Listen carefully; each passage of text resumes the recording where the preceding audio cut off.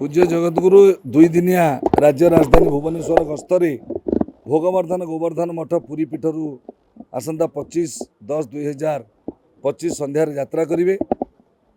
ये गस्तर केवल मात्र दृष्टिकोण और लक्ष्य होची विशाल हिंदू राष्ट्र अधिवेशन ने मुख्य पुरोधा भाव में जगतगुरु मार्गदर्शन करेंगे, आशीर्वचन प्रदान करेंगे बा संबोधन करेंगे। पूज्य जगतगुरु प्राय 3.5 वर्ष पूर्व भारत हिंदू राष्ट्र हेउ ए कथा संकल्प कर सारी।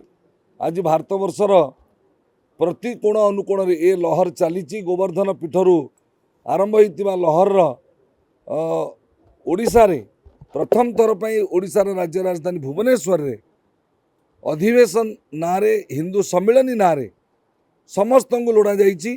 दल मत निर्विशेष समस्त सनातनी वैदिक आर्य हिंदू माने एकाठी हे पूज्य जगतगुरु ठारू मार्गदर्शन ने हिंदू राष्ट्र परिकल्पनार प्रारूप बुझे एवं पूज्य जगतगुरु जो उद्गार करेंगे ये राज्य राजधानी रे मु तो निश्चित भाव में ओडिशा प्रदेश आदित्य बाहिनी मुखिया भाव में आपण मानू कहबी आपण माने गणमाध्यम प्रतिनिधि माने ताको समस्त जन जन पहुँचापी सहयोग करेंगे।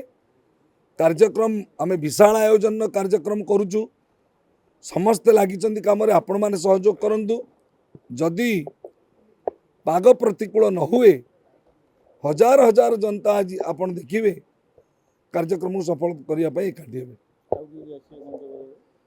पूज्य सच्चिदानंद सरस्वती जी महाराज रे वरिष्ठ संत माने बाबाजी महंत असीमानंद दास जी, शंकरानंद गिरिजी महाराज, ब्रह्मानंद सरस्वती जी,